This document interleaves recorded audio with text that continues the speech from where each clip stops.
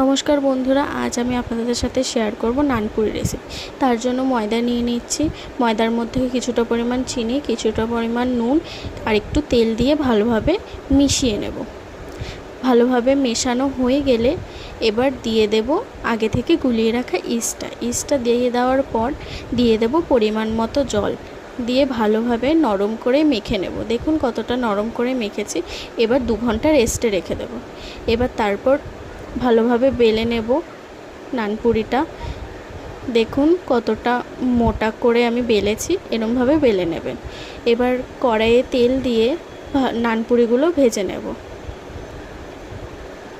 দেখুন কত সুন্দর ফুলছে নানপুরিগুলো।